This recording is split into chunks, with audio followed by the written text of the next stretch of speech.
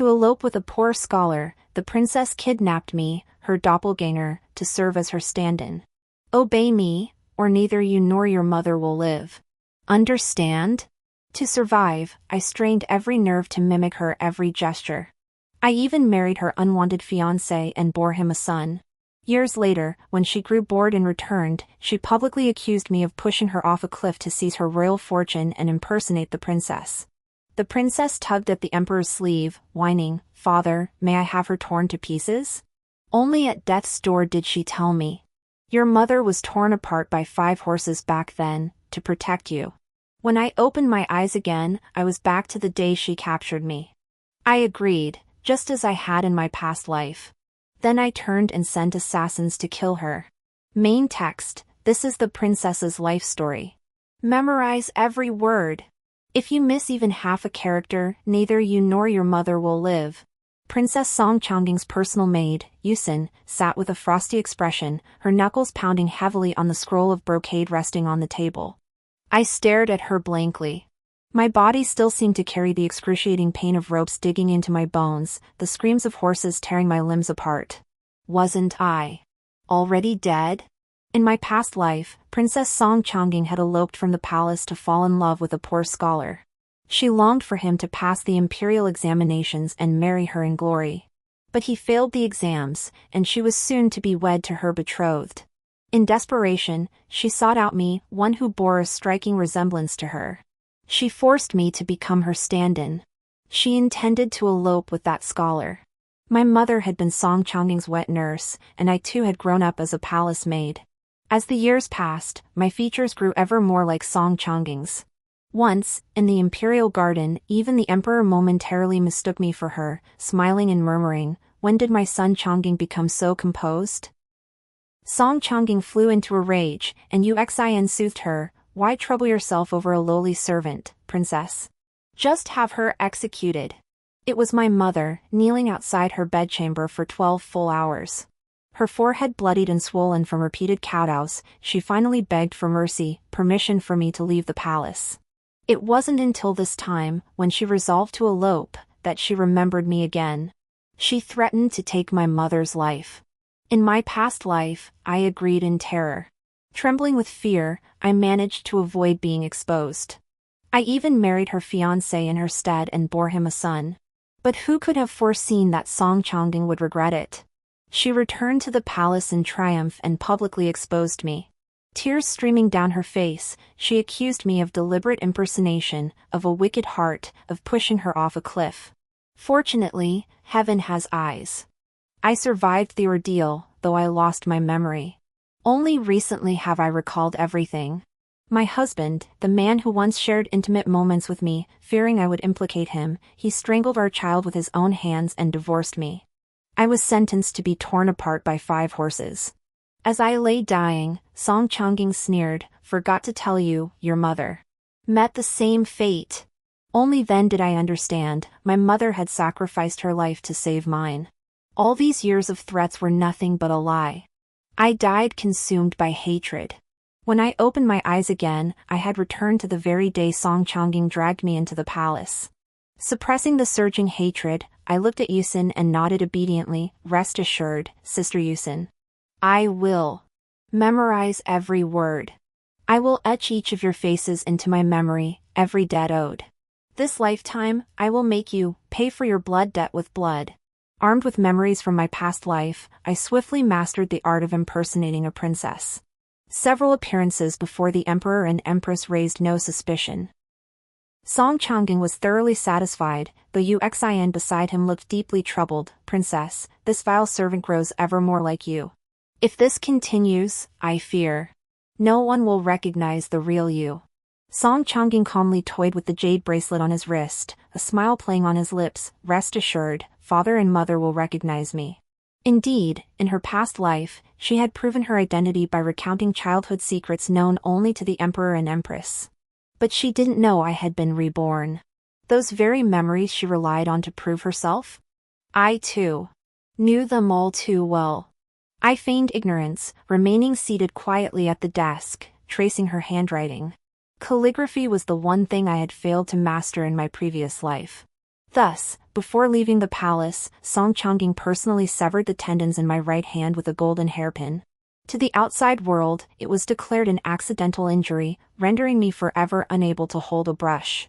Now, through relentless practice day and night, my handwriting has become indistinguishable from hers. Only thus did I preserve my right hand. Once she could find no fault in me, Song Changying immediately set off, fleeing the palace to elope. Standing shoulder to shoulder with Yusin atop the high palace walls, we watched the princess, disguised as a young palace maid, vanish into the distance without a backward glance. Yusin turned her head, her voice low and warning, "Behave yourself. Do as I say." The princess was merely acting on a whim. When she returns, you will obediently give up your place to her. Then, your reward will be assured. I lowered my eyes submissively, replying softly, "Rest assured, Sister Yusin." After a pause, as if suddenly remembering something, I reminded her, "Oh, and did the princess pack enough silver? Don't forget that. Expenses outside the palace are likely far greater than within." Her expression tightened sharply. "I'll go check." With that, she turned and hurried toward the steep staircase. Following behind, I waited for the right moment before delivering a vicious kick to her back. The city wall's steps were high and steep. Caught off guard, she tumbled down the flight, crashing heavily onto the hard stone slabs below with a dull thud. I descended the stairs slowly. She hadn't yet breathed her last, lying limp on the ground as a pool of blood slowly spread beneath her. I crouched down, meeting her terrified gaze with a faint smile. "Uxin, how careless of you. You. What do you intend to do?" Her voice trembled. "Naturally. To kill you." My tone was soft, yet each word was icy cold. In my past life, it was her jealousy of my mother's closeness to the princess. She deliberately had me wear Song Changying's clothes before the emperor, which finally enraged the princess. "Aren't you afraid the princess will return and kill you?" Even now, she still tried to threaten me. Just like in my past life, when she coerced me into bestowing countless rare treasures upon her in the princess's name. I gave no reply, slowly picking up a heavy stone nearby. Aiming it at her head, I struck once, then again, mercilessly smashing down. Warm blood splattered across my face, yet I felt nothing. At first, she screamed curses, but soon her pleas for mercy were barely audible. Guards drawn by the commotion appeared, but upon recognizing me, they all quickly bowed their heads, pretending not to see, and hurried away. After all, the princess's cruelty and unpredictable temper were known to everyone in the palace. Soon, she fell utterly silent. Gazing at the mangled corpse on the ground, a near-shuddering sense of satisfaction surged within me. This was merely the beginning. Uxin's death caused not a ripple. After I departed, the city guards dragged her corpse to the mass grave. They announced it as an accidental fall. Having disposed of Yusin, I followed Song Changying's example and slipped out of the palace. I headed straight for the capital's most secretive assassins' guild. It was hidden within a brothel. I hadn't known about it either. It was my husband from my past life, Xiao Heng, who hired an assassin to kill a political rival. I discovered it by accident. Dressed as a man, I entered the brothel. The madam greeted me with a warm smile. I exchanged a secret signal with her. Her smile unchanged, she quietly led me upstairs, pushed open a door at the end of the corridor, and motioned for me to enter. Inside sat a masked overseer. I produced Song Changying's portrait and her current hiding place. The overseer caught the resemblance between my face and the portrait, a flicker of surprise crossing her eyes. Yet she asked no questions, only murmured after a moment, 100 gold pieces as deposit. Another 100 upon completion. I nodded, retrieving a banknote from my bosom. To avoid suspicion, I pretended to become infatuated with a male musician at the brothel. I hired him exclusively, creating a convenient excuse to visit the Assassin's Guild frequently under the guise of seeing him. After completing my task, I hurried back to the palace. Passing through the imperial garden, I suddenly heard shouts and the sound of blows coming from behind the rockeries. I followed the sounds closer. A group of eunuchs surrounded a young attendant, beating him while hurling vile insults. "Stop!" I barked coldly. Bullying had always run rampant within the palace walls. When I served as a palace maid, they dared not touch me because my mother was the princess's wet nurse. But their jealousy turned to hatred, and they pushed my dearest friend into the lake, where she drowned. Ever since then, I have despised such behavior with a passion. The eunuchs froze in terror, all kneeling in unison, begging for mercy. Princess, spare our lives. Princess, have mercy. What crime did he commit to warrant such treatment? The beaten eunuch struggled to his feet and knelt before me. The others stammered incoherently, unable to give a clear answer. I let out a cold laugh. Since you cannot speak plainly, you shall all be exiled to the labor house to perform hard labor. Amidst cries and wails, they were dragged away. You may go. Be careful from now on, I said to the injured eunuch. But when I saw his raised face, I suddenly lost my voice. You. Shinrui? The eunuch looked at me blankly. Princess. Recognize this servant? He was the very same 9,000-year-old whom Xiaoheng had sought to assassinate in my past life. Yet now, at 12 or 13, he was frail and lowly. Recalling his future dominance in the imperial court and his ruthless tactics. I find you promising. From now on, you shall serve me as my lamp-tending eunuch. In my past life, alone against Xiaoheng, born into a powerful clan, he held his own without faltering. His eventual downfall came only because the aristocratic clans united to force the emperor to sentence him to death. This lifetime, I'll see if Shinrui meets the same fate with a princess as his backing. The wedding date with Xiaoheng was set swiftly. During this time, the Assassins' Guild reported the assassination attempt had failed. Song Changging and that scholar had jumped into the lake and fled. I ordered them to keep searching. To the ends of the earth, they must find her, and kill her. On the Lantern Festival, Xiaoheng invited me to view the lanterns together. As palace maids dressed me, Shinrui stood silently by for a long while before finally speaking. Princess. Are you to accompany Minister Xiao tonight? In just over a month, he had risen to become the chief eunuch in charge of my palace affairs, thanks to his remarkable wit and foresight beyond his years. Catching his hesitant expression in the mirror, I replied coolly, Speak your mind. His gaze swept over the palace maids flanking us. I raised a hand, signaling them to withdraw. As the chamber doors closed, Shinrui suddenly knelt.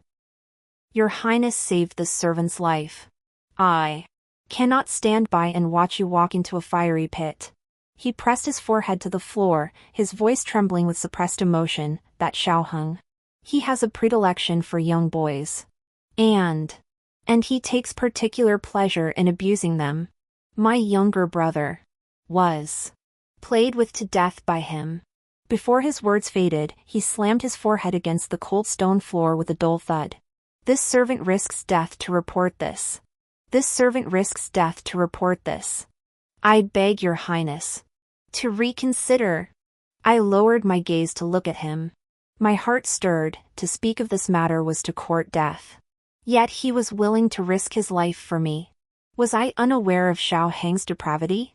In my past life, 7 months pregnant, I caught him committing indecent acts with his personal servant in the study. Shock and rage overwhelmed me, causing me to deliver prematurely. Afterward, the Xiao family compensated me with several prime shops in the capital, and Xiaoheng swore by heaven he would never repeat it. But bearing the false identity of a princess, I walked on thin ice, forced to swallow this humiliation. Rise. My voice was calm. I understand. Understand? Xiaoheng, I would never let him off the hook. The wails of my son echoed in my ears once more, each cry tearing at my heart. Mother, save me. Father is going to kill me. Servants pinned me to the ground. I watched helplessly as Xiaoheng seized my son by the throat, lifting his tiny body into the air. His legs kicked frantically at first, then gradually went limp. The cries grew fainter, until they fell utterly silent. Xiaoheng tossed him to the ground like discarded trash. I crawled over and cradled the small, still warm body. His eyes remained open, vacant and lost. The child who yesterday had called out mother in his baby voice was now a cold corpse. This hatred, this vengeance, 1,000 cuts could never ease it. I would not merely see him dead, but witness his ruin and disgrace amidst the world's scorn and despair, dying in agony. Greetings, Princess. Xiaoheng stood beneath the flickering lamplight, clad in moon-white robes, his bearing as graceful as jade. In my past life, I had been beguiled by his appearance. Now, gazing upon that face once more, I yearned to slice his skin inch by inch with a blade.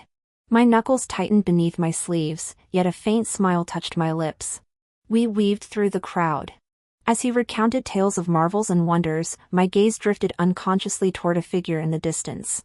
The other person gave an almost imperceptible nod. Suddenly, the crowd surged like a tidal wave, instantly separating Xiao Heng and me. Pushed by the current, I was jostled onto a raised platform, where guards soon found me. Xiao Heng, however, vanished without a trace. The entire Xiao clan mobilized, even alerting the Jingzhou prefect's troops, who scoured the area. Your Highness, this place is chaotic. Your precious body is better off returning to the palace first. The moment we have news of Ah Heng, I shall send word immediately. The speaker was Xiao Heng's elder brother, Xiao Wuqi. His face bore a dignified expression, yet his eyes betrayed unmistakable anxiety. No. My refusal was absolute, my face etched with unshakable dread. I must see him safe and sound with my own eyes before I can rest easy. I must witness his misery. The search yielded no results. Judging the hour had come, I casually led the group, most crucially, Xiao Wuqi, the man most envious of Xiao Heng, toward a distant, abandoned temple. Before reaching the gate, a mingled stench wafted faintly. Amidst it seemed to be intermittent, stifled sounds. Xiao Wuqi's expression shifted slightly. Princess, inside. I raised a hand to silence him, ordering coldly, push the door. The door burst open with a crash, moonlight and torchlight poured in, illuminating the dilapidated hall. There, Xiao Heng was tightly surrounded by 7 or 8 ragged, filthy beggars. Xiao Heng wore an expression of pure enjoyment, his slurred voice urging incessantly, "Hurry." The horrifying scene froze everyone in place. For a moment, no one moved. Several beggars, terrified out of their wits, knelt on the ground, banging their heads repeatedly in supplication. Yet Xiao Heng, utterly consumed by lust, remained oblivious to the sudden influx of people. Instead, he reached out to the soldiers with even greater abandon. "Come. All of you, come." Xiao Wuqi stood motionless nearby. Only after Xiao Heng's utterly indecent display had been fully witnessed by the crowd did he seem to snap back to reality, shouting urgently, "What are you standing around for? Quickly rescue my second brother." Back in the imperial carriage, that scene lingered in my mind, and I let out a satisfied chuckle. The imperial physician sent by His Majesty reported that Xiao Heng was utterly ruined. Forget carrying on the family line, he couldn't even function as a normal man anymore. Despite the Xiao family's desperate attempts to cover it up, word still leaked out. "My lord, let's pin this on Wuxi. If outsiders learn it was Henger, how could he ever live with himself?"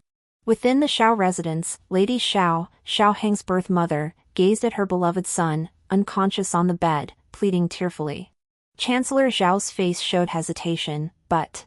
"Husband!" Madame Xiao cut him off urgently, kneeling with a thud.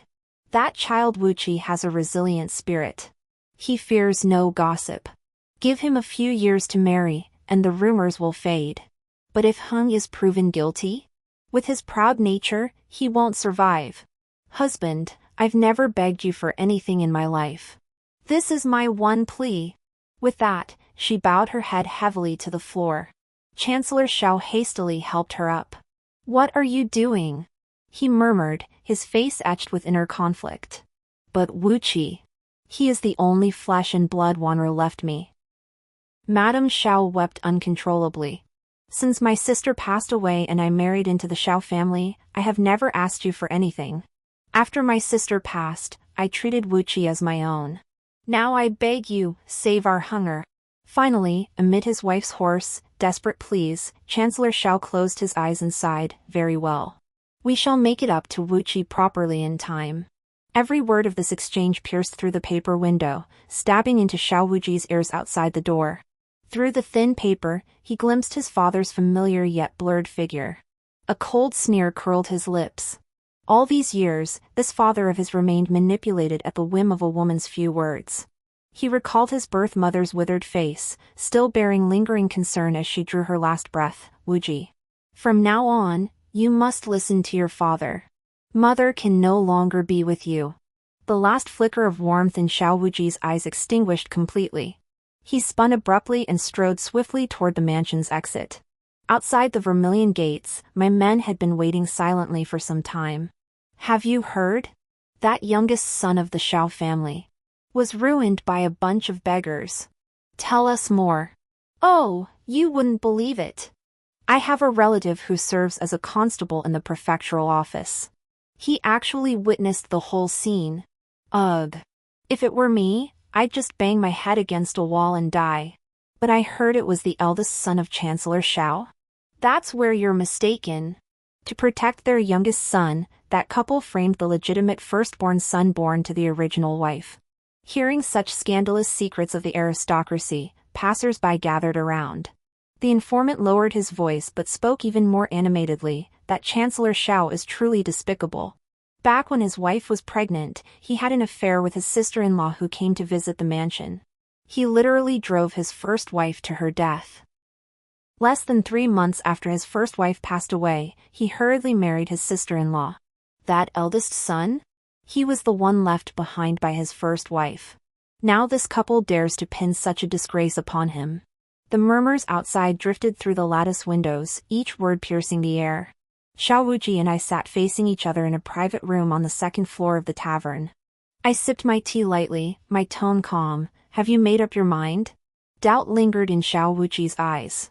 Why would the princess aid me? Xiao Wuji had intended to sever ties with Chancellor Xiao. It was my suggestion to have someone leak the Chancellor's schemes. That way, even if he tried to pin the blame on Xiao Wuji, no one would believe him. I recognize your talent and wish to recruit you to serve me. But isn't Xiao Heng more suitable? Father favors him. I value you as an individual, not the Xiao family.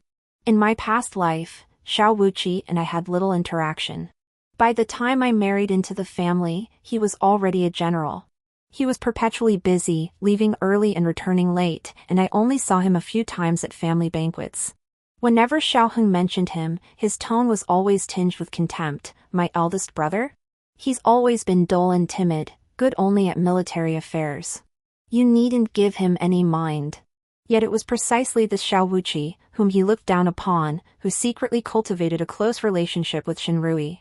He became a hidden agent planted beside Xiao Heng. It wasn't until Shinrui's downfall, when the list of her followers was uncovered, that Xiao Wuji's actions were exposed. In the end, Xiao Heng broke both his legs, abandoned him on a barren mountain, and left him to fend for himself. Xiao Wuji paused slightly at my words. Princess. You place far too much trust in me. Ignoring the flush on his cheeks, I continued, I've seen your examination papers. Your learning far surpasses Xiao Heng's, yet you failed to pass. The reason for this surely needs no explanation. After a moment's thought, he bowed solemnly, honored by the princess's recognition. Wuji is willing to serve you faithfully. I handed him a letter of recommendation. Go. Do not disappoint me. This was the very general he had served in my past life. In this lifetime, he would no longer be framed by Xiao Heng for cheating on the imperial exams, forced to bear that shame while enlisting. After securing Xiao Wuji, I revisited the Assassin's Guild. The Lantern Festival. Well done. I deliberately created a crowd to separate myself from Xiao Heng. Amidst the chaos, I swiftly paralyzed Xiao Heng, administered an aphrodisiac, and tossed him into a crowd of beggars. Have you found the person? The steward took the banknote I handed him, then suddenly asked, Is there another skilled protector guarding that woman? Why do you ask? The steward's expression grew grave as he explained that their top assassins sent to kill Song Changing had all been silently disposed of. Top assassins. Silently killed? I furrowed my brow in thought, my heart suddenly sinking. Could Song Changing truly have such a skilled bodyguard? I had assumed the emperor knew nothing about the body double. But what if he had known all along, even tacitly allowing Song Changing's reckless antics? With that thought, everything fell into place. How could a frail woman and a scholarly scholar survive years in the martial world unscathed? Only when she grew bored would she return to the palace to resume her life as a princess. Continue the assassination mission. Money is no object. Regardless, We mustn't alert the snake yet. The emperor hasn't ordered my execution, so he likely remains unaware I hired the assassin. Because of Xiao Heng, our betrothal was annulled. After recovering from his injuries, Xiao Heng sought me out, princess. Do you despise me? Song Changjing and Xiao Heng grew up together. His mother and the empress were once close confidants. How could that be? I sighed softly, my voice tinged with just the right measure of regret. Ah Heng, this is all fate playing tricks. Father. He would never consent to my marriage to you. Chancellor Xiao hadn't given up on his beloved son, seeking out renowned physicians everywhere in hopes of curing Xiao Heng. Alas, his injuries were too severe, all the doctors were helpless. Father mentioned he wishes to seek your hand for my elder brother. Changjing, please don't marry him, will you? Xiao Heng's eyes gradually reddened as he spoke. You may refuse to marry me, but you must not marry my brother. That would be too cruel to me. A cold laugh echoed in my heart. So his visit today stemmed from fear that my marriage to Xiao Wuji would undermine his standing within the Xiao family. I feigned reluctance, marriage is not something I can decide. All must follow father's arrangements. After he departed, dejected and lost, Shenrui, who had stood silently beside me, spoke softly, Your Highness, it would be truly satisfying to see Xiao Heng meet such an end. I gave no clear response, perhaps this is karma, rewarding good and punishing evil. Shenrui nodded thoughtfully. He was riding high at the moment. Not long ago, he had devised a strategy for me, preparing a birthday tribute that greatly pleased the emperor. He had already made an impression before His Majesty. This laid the foundation for his future path to becoming the all-powerful 9,000-year-old, dominating the court. Soon after, the emperor summoned me to the imperial study. Chang Geng, would you be willing to marry Xiao Wuji, the eldest son of the Xiao family? The nearly 40-year-old emperor carried an innate authority without needing to raise his voice, his tone devoid of discernible emotion.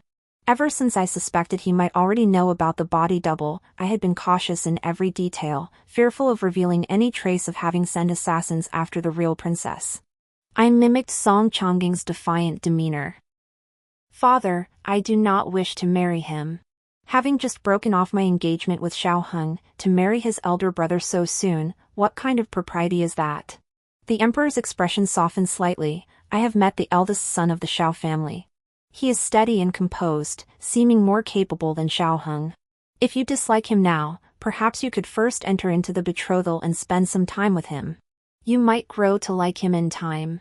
I fell silent for a moment. He was determined to marry me into the Xiao family. It was likely to win over the Xiao family. Though Chancellor Xiao was despicable in matters of the heart, his power in the court was overwhelming. Otherwise, the emperor wouldn't need to deliberately cultivate Shenrui as a counterbalance. I imagine Song Changjing knew of Xiao Heng's disgusting deeds and refused to marry him under any circumstances.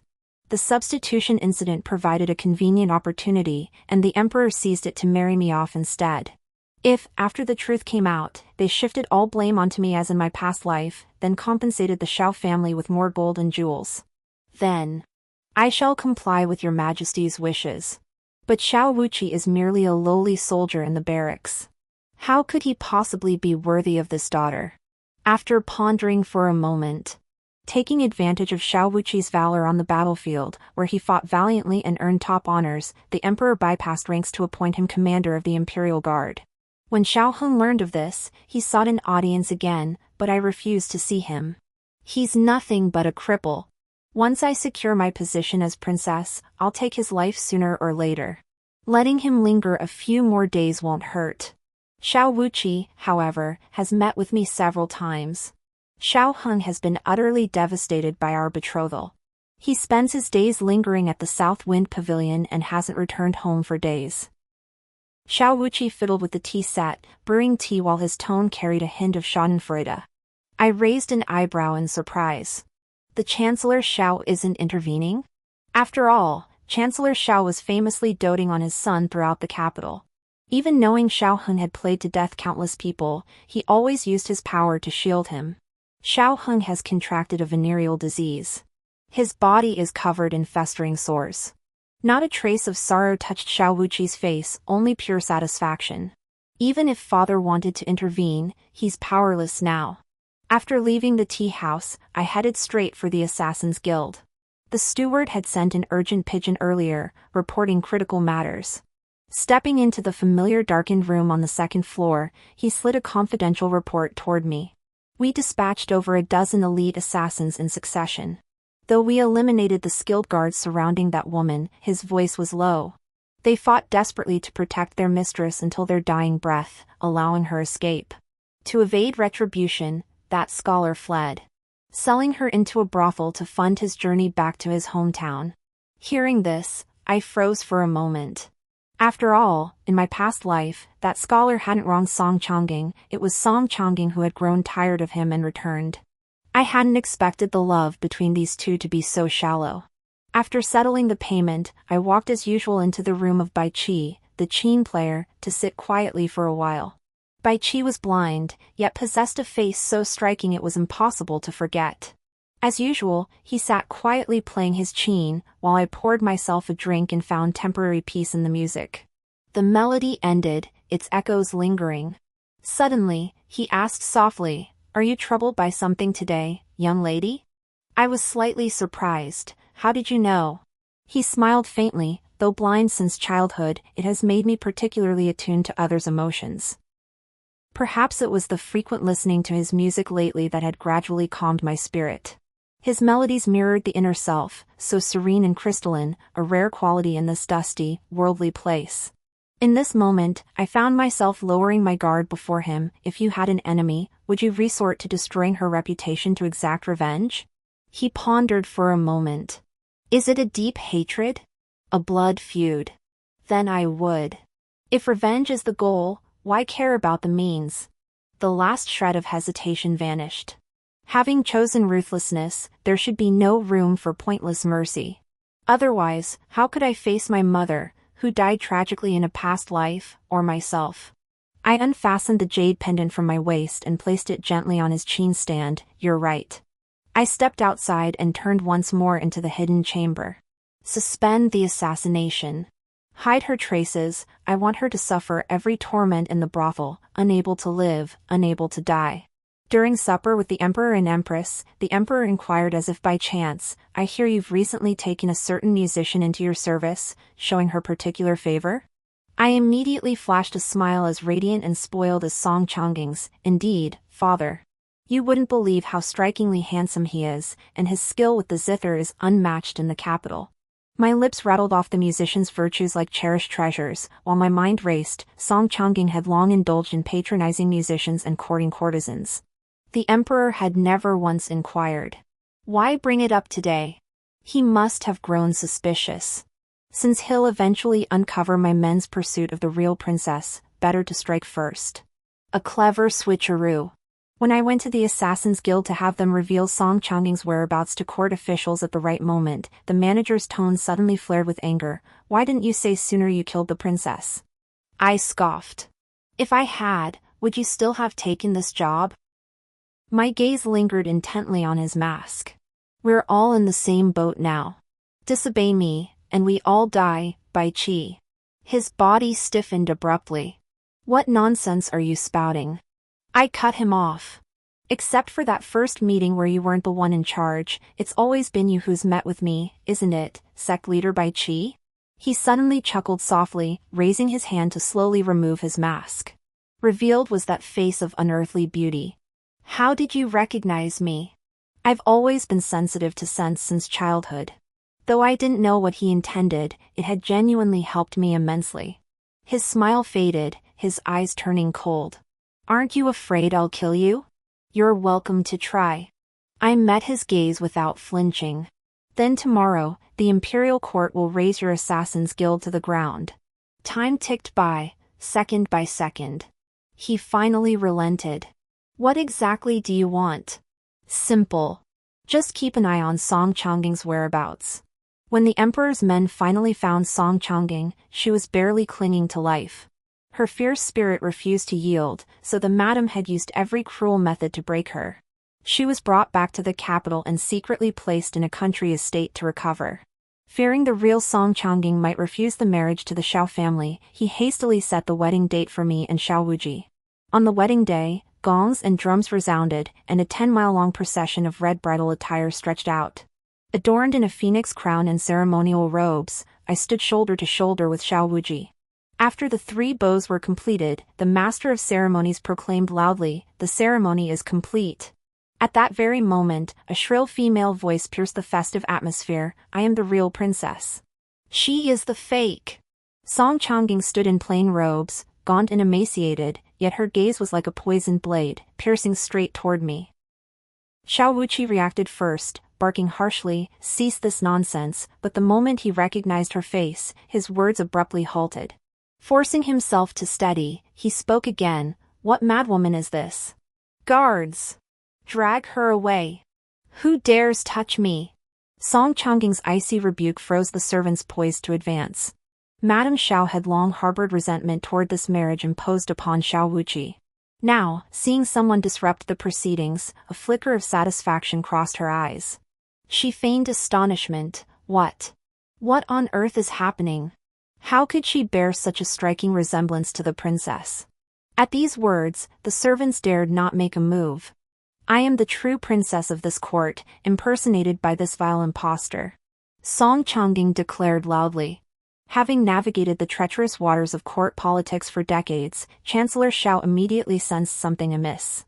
He promptly dismissed all the guests from the hall. Once only family remained in the hall, he asked in a grave tone, "If you claim to be the princess, do you have proof?" I lifted my hand to remove the veil. Xiao Wuji looked at me, his gaze complex and hard to read. Song Changjing declared with conviction, "As long as I see His Majesty the Emperor, I have a way to prove my identity." The wedding banquet came to an abrupt halt. I silently followed the procession to the palace. Song Changjing rode in the same carriage as Xiao's parents, while Xiao Wuji and I shared the carriage behind. Just as I was about to board, Xiao Wuji suddenly lowered his voice urgently, "Seize me in a moment and escape." I stared at him in shock, not expecting such a plan. He gave a bitter smile and whispered, "Truthfully, I knew long ago you weren't the princess. Even if the real princess disliked Xiao Heng, she'd never aid me in competing with him. And besides..." He paused. "She never deigned to read my writings, nor would she ever appreciate my talents." My heart trembled slightly. I truly am not the real princess. Since my cover was blown, I resolved to reveal everything, how Song Changjing had threatened my mother's life. I concealed only the truth that she had long since been murdered. Therefore, I cannot flee. "But staying means certain death," he exclaimed urgently, suddenly gripping my wrist.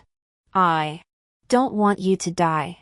Seeing the genuine, unmasked emotion in his eyes, I felt a secret thrill. Yet my face promptly brimmed with tears, my voice growing softer and more helpless. "Xiao Wuji, can you help me? I want to save my mother." Just as in my past life, Song Changjing and the Emperor and Empress held a private meeting behind closed doors. When the palace doors reopened, the Emperor immediately barked his order, "Drag this traitor away. Tear him apart by 5 horses." Guards seized my shoulders and began dragging me out of the hall. At that very moment, Xiao Wuji suddenly knelt on the ground. "Your Majesty, since she has married this humble servant, I beg to personally escort her on her final journey, as a testament to the Xiao family's loyalty to your Majesty." Chancellor Xiao had initially been displeased with Xiao Wuji stepping forward at this moment. But upon hearing his words, he too immediately knelt and pleaded with the Emperor. The Emperor gave a cold nod. I was then escorted to the Xiao residence. Song Changjing remained behind in the palace.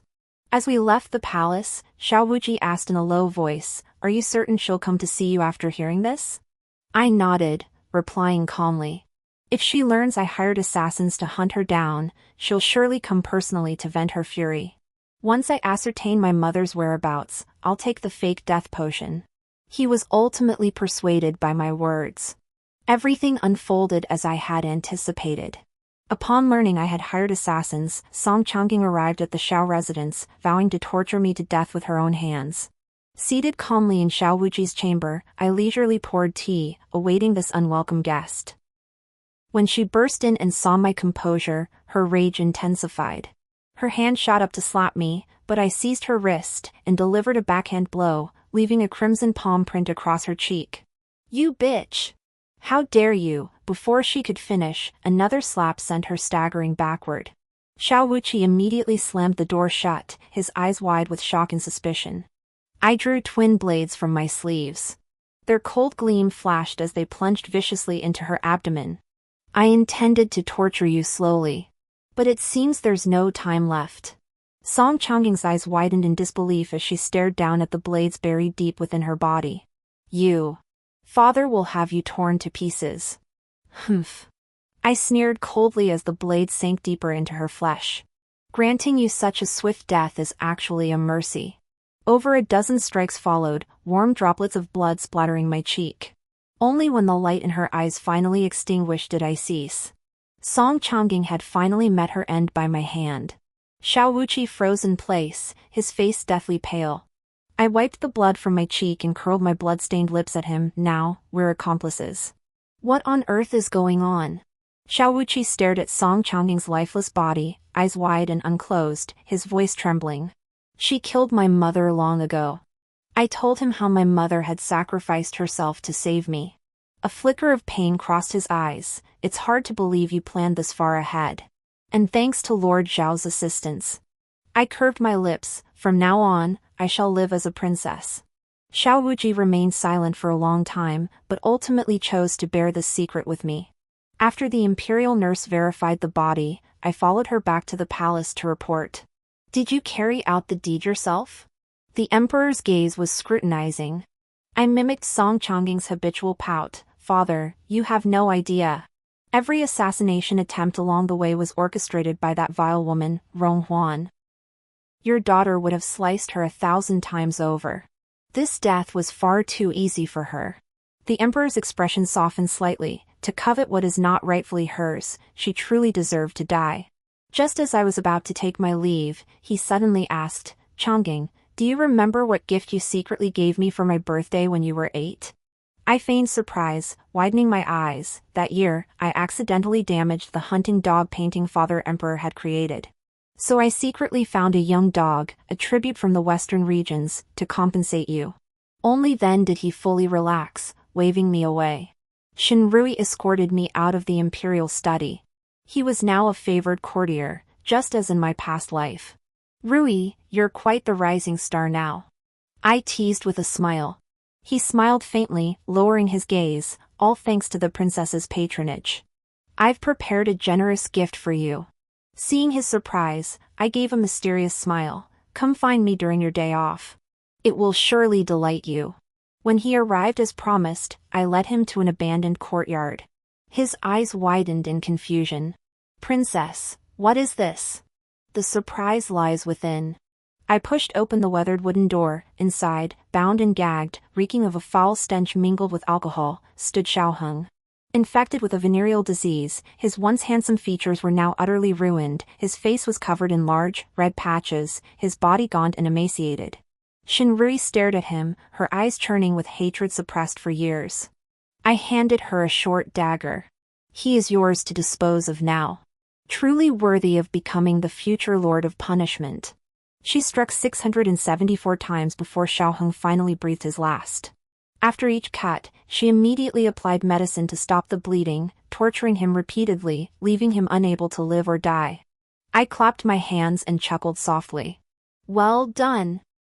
He stumbled and collapsed before the corpse, his voice hoarse when he finally spoke after a long moment. "Thank you, Princess, for granting my wish. My greatest desire in this life was to kill this beast with my own hands. My brother was only 7 years old. He was snatched from the street by this monster, dragged into his mansion, and tortured to death.